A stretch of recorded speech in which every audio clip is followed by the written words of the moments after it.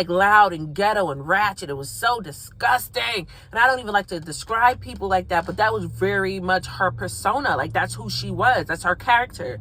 Love you ain't never gotta say shit, and I know your taste is a little bit high maintenance. Everybody else basic. You live life on an everyday basis. Hey YouTube, welcome back to my channel. If you're new here, make sure you stay a while, like some shit, and comment. Period. Whenever I was 21, I committed a crime and I was sentenced to 36 months at Alderson, West Virginia, and I ended up doing 13 on that 36 months for false or fictitious statements and acquisition of a firearm, count 1, and count 2 through 4 was aiding and abetting. And now I'm out and I'm in a halfway house, and yeah. This video is going to basically be about my worst Bunkie experience because I told you guys I would be posting this, and now here's the video. So when I first got to Alderson, West Virginia, it wasn't really that bad. Everybody was super nice to me, super friendly, but all that was like a facade, okay? So it didn't start getting bad until like after the first month I was there. My Bunkie, who was in B1, and I was only Bunkies with her for about two months, and then I was putting in a cop-out in order for me to like stop being Bunkies with her because it was so terrible. But I ended up leaving and going over to Rdap for the next 11 months of my stay in Alderson, which I'm so thankful for. But my stay when I was in GP was terrible because of my Bunkie. We're going to start off. She was very messy, very dirty, very like, it was so cluttered in a cube. And a cube is like about the size of a bathroom, someone's regular bathroom or the size of my bathroom. And then you have a bunk bed right here. You have a locker, another locker, then you have a table that comes out from the wall, but it's like stapled to the wall. So the cube is very small, and she was a bigger woman, and she was like someone's grandmother. The lady was older, way older, like in her 60s, and she was just very like dirty. Like, it was disgusting the way the cube was. And I would clean the cube every morning. I'm sweeping the cube, and it was always dirty, and it was just very uncomfortable to live like that. She used to like not get a lot of commissary or any money in, so I was trying to like basically look out for her, but at the same time I think she was taking my stuff and adding it to her stuff. I never caught her doing it, so I could not like confront her about it. I never caught her like in my stuff because I would go to work and I would come back and my stuff would just be like low. So then I ended up having to buy a lock. And if you guys want a video on what you should buy from commissary for your first shop, comment a star below and I'll definitely make a video. I have a commissary list and everything, and I'll show you how much everything costs, because you can only spend $180 every 2 weeks there. And I'll just show you, make a list of everything. If I was you when going into prison, I did not know to buy these things, so I'm letting you know this is what you should buy basically. But anyway, back to her. She was just very messy, very dirty, very mean. Okay, so now fast forward, I'm cleaning up the cube. It just continues to be dirty. She is a bigger woman. She used to like get on the bed and shake the bed every time I'm sleeping. Like, every time I'm sleeping, this lady is shaking the bed, like legit shaking the bed so I wouldn't be able to sleep. And I just was like, why are you doing that? She didn't like me, that's fine. But as far as like going out your way to make somebody else's stay miserable, after we're already in prison, we're already away from our kids, you're going out your way to try to make my time here even more miserable as an older black lady is very miserable. She was washing clothes for other people. That was her like little side hustle. So there was always clothes everywhere in our cube. There was clothes. She was very loud. 6:30 in the morning, 7 o'clock, she's screaming. She was, when I tell you, a true always arguing with somebody, arguing, screaming. You knew it was her when she came in the unit because she was so loud. She was like loud and ghetto and ratchet. It was so disgusting. And I don't even like to describe people like that, but that was very much her persona. Like, that's who she was. That's her character. I'm like, why do you act like this? Like, you have children. This is embarrassing. So then boom.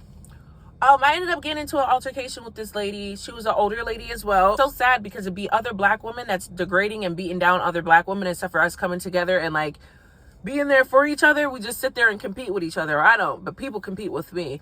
So there was a situation as far as like me and this other lady, because of a girl that she thought I was trying to date or I was trying to be with, and that was never the case. My first date there, she made my bed, and I didn't know in prison if you make someone's bed, that means you guys are going to go together. I didn't know that. It's my first time here. The girl did not like me because of her girlfriend making my bed or whatever. And then there was a whole situation with that, and my Bunkie was the main one in the middle of the situation, like being very messy, very much back and forth, very much like she say, he say, and she's 60 something years. She's 60 years old, being messy at her old age. It's so embarrassing. So she caused a lot of problems for me within the 2 months I was there. She would always have her friends in the cube. Her friends were rude and disrespectful. But they weren't rude and disrespectful to my face. It was always behind my back. And then it's like every time I got off of work, I would work morning shifts from 5:30 until 1 o'clock at CDR. And then I come back and there's always people in there. You have your friends on my locker touching my stuff. And hey, can you let your people know, don't touch my stuff? Don't come in, don't sit on, don't touch my stuff. They're coming to see you. Let them be on your side of the room, but don't touch my stuff. And every time I would come back in, her friends are in there on my locker doing, you know what I mean? So it was like a level of disrespect. But I knew if I was to react to it and actually do something about it, I was going to get shipped to county. And it was not worth my time. And they wanted a reaction out of me because I carry myself a certain way. They wanted to see if I was really like that. I'd get shipped to county. I'd get good days taken. I'm going to be away from my daughter even longer. And it's not worth it. Like some people say they're mothers and some people actually take care of their kids. My main goal in prison was to get home to my daughter. And then she had like her friend who made a very sick comment asking if I put my finger in my daughter's behind area. She would have her around. She actually went back to the girl because I said, I don't really like her. I don't want to be around her. I don't want to be bothered with her. I'm keeping my distance from her because after she made that comment and she made 2 other comments, like, I hope your daughter, I was clapping like this one day, right? I was like, yeah, because we was busting a ass in spades for real. So I'm clapping like this. And she's like, I hope your daughter don't clap like that. Like insinuating like she hopes my daughter's not slow. So that was the first time. Then she asked if I stuck my finger in my daughter's private area. And I'm like, okay, well, you're weird. So I'm going to stay away from you because I can see what you're trying to do. You know, you're trying to get a reaction like you're a bully. And you're like 45, 47 years old and you're a bully. And it's so sad because it's like, what are you getting out of that? You're a mean girl as a grown woman in prison. That's embarrassing. That's embarrassing. So my bunkie was like really messy, going back and forth, telling her things or whatever. I would confide in my bunkie about things because this is before I knew my bunkie didn't really fuck with me. She didn't really like me. I was confiding in my bunkie about certain things, and my bunkie would go and tell everybody everything that I was saying. Like, it was very chaotic for me because it got to the point where I almost got into an altercation 2 times in prison. One time being with this older lady. It was all these people, mind you. Everybody I was getting into altercation with was well over 40 years old, which is crazy to me. But yeah, I almost got into 2 altercations behind my bunkie just being a messy, weird person. So my stay there was terrible. It was terrible.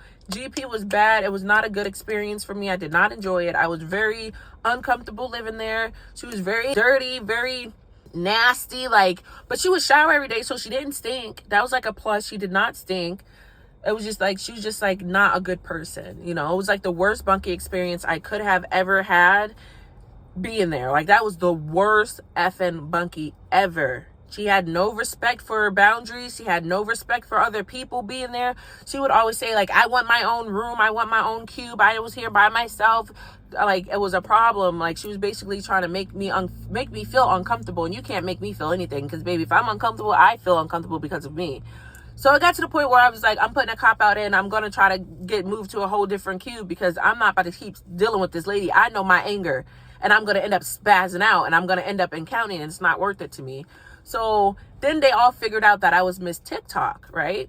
So once they all figured out I was Miss TikTok, everybody started trying to be nice to me. Everybody wanted to be my friend now. But it's too late because it's like, you already showed me who you were.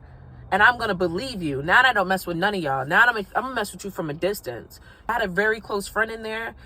And she was going to my very close friend, basically telling her, like, I was trying to talk to the girl she was talking to or whatever. And I'm just like, first of all, I don't like studs. I like pretty females. Like, I would have been better off trying to talk to my friend than the girl she was messing with. Like, but then my friend was believing it, except for her coming to me and her having a conversation. It was just very messy, very weird. So we ended up stopping being friends. If you guys want a story time on that, say, what happened to your friend in a comment. I hope you guys enjoyed this video. If you guys have any more questions, please comment below and let me know. Like, I'll answer anything about my prison experience because I ain't got nothing else to do. Okay, love you. Make sure you guys like, comment, and share this video. I'm going to post my social media somewhere in here. Follow me. Love you guys. Thank you.